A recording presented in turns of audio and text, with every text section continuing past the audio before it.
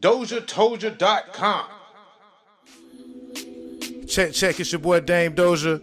Doja Told You Radio, the roll-up interview series. Somebody I've known for quite some years. I would call you kind of infamous in the city. You show up on the scene one way or another, like, and then you disappear for a while. When you do show up, everyone knows, I would say. So, without further ado, I'm gonna call you by my pet name for you. You know, my pet name for you is the Nephilim, whatever. And I feel bad sometimes when I call you that, but I got that word from you, like, basically. So I was gonna say, why you feel bad? That's accurate as fuck. it's an accurate pet name, the Nephilim, but it's like, I feel like you've probably been jeered and picked on about just being abnormal your entire life. And I kind of like just add to it. But you know, that's what friends are for. But without further ado though, Jessica, talk to the people about who you are, and where you're from. Well, first off, I'm a mother. You're a mother. I'm a mother first. I just opened up my own business, so I am the owner and operator of Enchanted Abbasi. So what that is a spiritual wellness center. Enchanted Abbasi. Mm-hmm. All right, talk about it. It's body contouring, teeth whitening, and then I sell crystals. I make my own candles. I call them enchanted candles because I do a little Reiki on them. They have crystals and some herbs, some oils. They're intention candles, if that makes sense. And then I have my enchanted mirrors, which are just mirrors jeweled out in different crystals. So when you say enchanted, I like explain that. Enchanted, okay, so it's called enchanted, but with the candles, now I don't do anything to the mirrors, but I call them enchanted mirrors for the simple fact that they're, endured with crystals, and each crystal has a different frequency, different purpose. So when you add it to the mirror, you just enchanted your mirror. And mirrors are portals, so Oh yeah, see, I know we finna get deep in. We finna get deep in here today or whatever. We don't So gotta get all deep, but yeah, that's the gist of it. and it's Enchanted Abbasi. Yes. Am I saying it right? Mm-hmm. I always wondered how to say your last name. Abbasi. And what, if you don't mind me asking, can you mind talking about your ethnicity? Okay, I'm from Palm Coast. Palm Coast. Yeah, that's where I grew up. But I grew That's up a small. In case no one knows, it's a small town in Florida. Blue It's Water kind of Tower. it's kind of like a beach town, right? Yeah. Just about an hour south of Jacksonville. Right. Okay. So between St. Augustine and Daytona. Right. Flagler Beach. All right. So I grew up in Palm Coast. I spent the majority of my childhood there in a foster home. I think my mom's people are from like the land and like the Carolinas, and then honestly I don't know too much about either side. But So you were a foster child, right. and what were you adopted? No, when I was probably around 9 or 10, my foster mom wanted to adopt me. But around that time, that's when my father came into the picture. And after getting like the DNA test and all that stuff taken care of, he actually got custody of me while he was in prison. And then he sent me to his mother's. So he refused to give up his rights. So Wow. Yeah, my dad So he did all this while he was incarcerated. sure did. That's a beautiful story. I can relate to that story in the sense y'all of, out here in the streets not taking care of your kids don't got no damn excuse because he was in prison doing it. and I was raised by my dad, and but I became kind of like a foster child because he passed when I was 15. So I was, not that has anything to do with your situation. I just basically, speaking on a strong father, I'm used to a strong father figure, and even if you can catch it at any time in your life, Right. even It makes a difference. it makes a It difference. makes a Just even huge knowing. difference. So that's where that last name came from. No. I had my birth mom's last name, which is Tucker. Okay. Jessica Tucker. This is super country. Um, I got married. That's where I got my last name from. My ex-husband is Pakistani and Chinese. He's from Pakistan. Oh, okay. So when we got divorced, he wanted his Because name it still back, and I fits. was Like like, I earned this shit. I'm when you keeping see it. that last name, I mean, I've always wondered that whatever. But I'm sure that you get it all the time as far as what's your ethnicity and even just the backlash of being a mixed race comes from both sides because one minute you just standing out amongst all the black girls, and then the next minute, you know, the white girls are not as acceptant to you.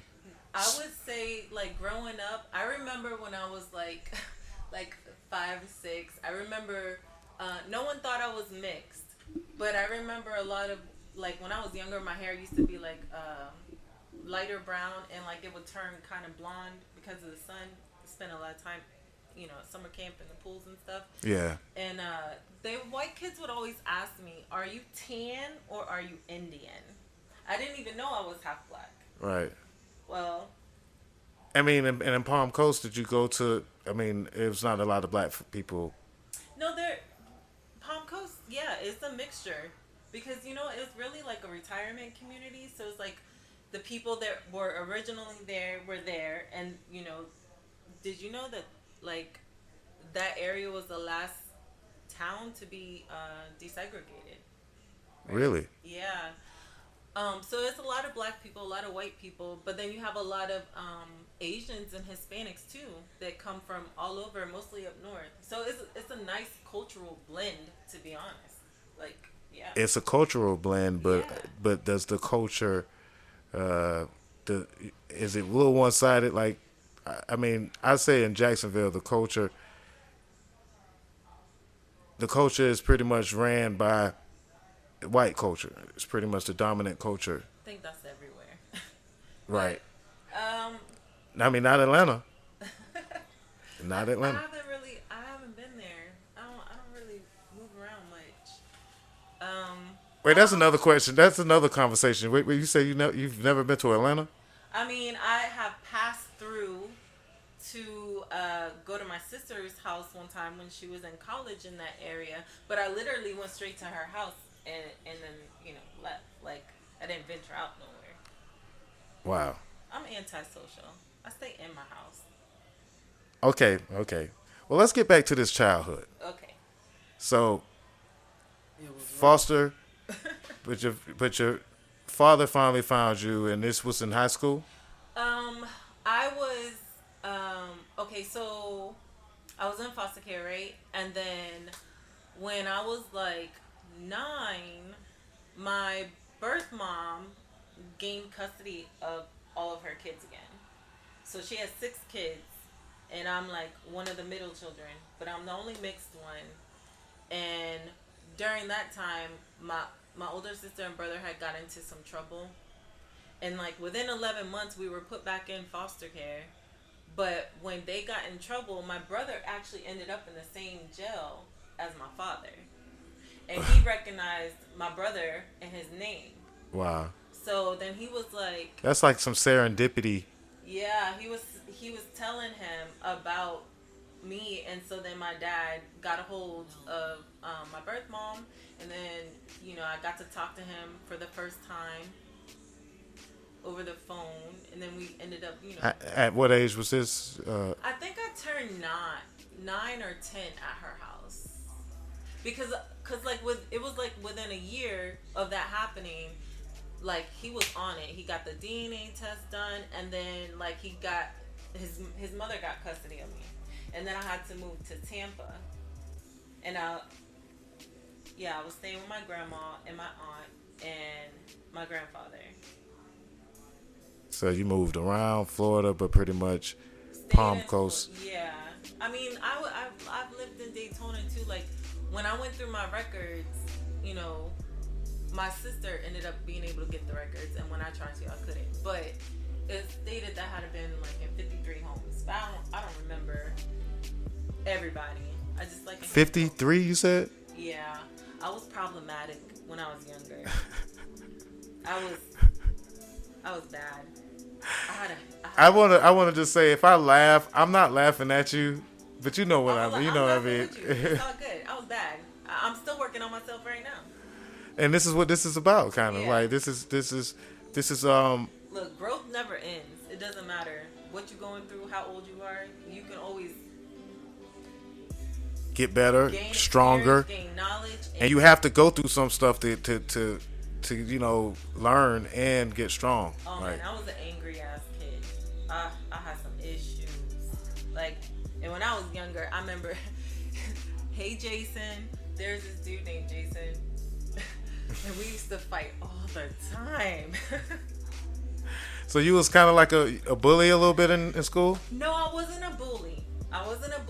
But when I would get mad, I wouldn't like argue with you or like none of that. I would just get mad, and the more mad I got, and then eventually I just start hitting. Is any of that resentment that you may feel that may have built up, or is it because like you were just different? And yeah, I'm different, but I don't think that's what it was. I think I have been through a lot of stuff already at such a young age, and for the little bit of time that my birth mom did have custody of us, like she, her family is racist. They say they're not now, but they were racist back then, and the dudes that she dated, like, were racist. So I went through a lot of... And this is your mom's family? Yeah. Or foster mom? My birth mom's family. So I remember... And you feel like, like towards you or just racist towards people? They didn't like black people, and I was mixed. Okay.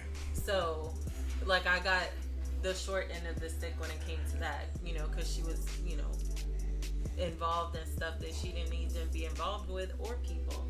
Like, I know there's an article where my sister's dad had paid somebody to burn down the house with me in it. My goodness. Because he didn't want her to have a black sister. And this is an article, so this is public news. Newspaper, yeah. You go back far enough, you'll find it. And this is in Palm Coast? No. This was like in the land area. Like, well, all these stories sound like Duval stories, and they not Duval stories.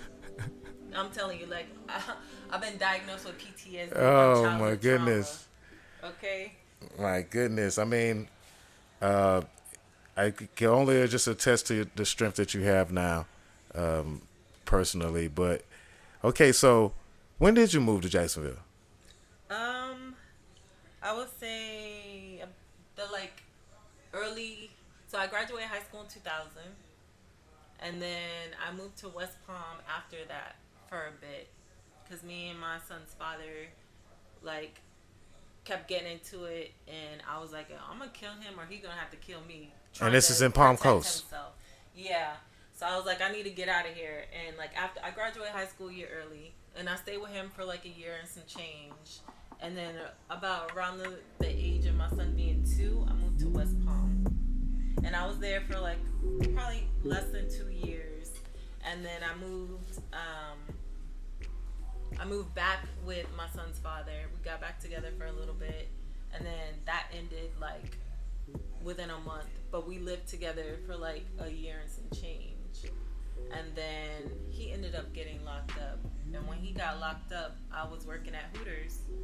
And I ended up meeting, you meet people at Hooters. I had my little crowd or whatever. And there was this dude named Anthony. He was cool as shit. He was in the Navy. And one day he was just like, yo, I think I have somebody for you. I think y'all would be perfect for each other. And so he introduced me to my ex-husband. And then it was from the day we met, we was stuck like glue, How many times have you've been married more than once? No, I've been married once. Just I only once. wanted to be married once. I don't know if I want to do that again. So you wouldn't be, you won't, you don't know if you could get swept off your feet and Uh, again like that. Divorce, it was so rough on me. Oh my goodness. Not only did I not want to get a divorce, but it was the way that everything ended that was so crazy. And then I'm just like, I had a son already, and now I have 4 kids. So I see how things ended, and I don't like the way my ex husband, you know, didn't interact with my son afterwards. After or during After, the process and all of that, yeah, right? like after the divorce, you know what I'm saying? So I was like, how you go from wanting to adopt him, but then, you know, his dad was like, I ain't having that. I'm his father. I'm in his life. You could be his stepdaddy, but you ain't. No, that's my son. So that didn't happen. And then like after our divorce, like it was a bad divorce. But like after our divorce, he just kind of like, Faded to black. yeah, like it just like he was only involved with his kids and that was it. And I didn't like that. And you know, of course, that's gonna make my son feel some type of way. So now I have, you know, 3 daughters that are at home. My son's grown, so he's out working. But I don't want to bring somebody around and get married, and then if we get divorced or it doesn't work out, do you just drop my kids like you dropped the relationship? I don't like that.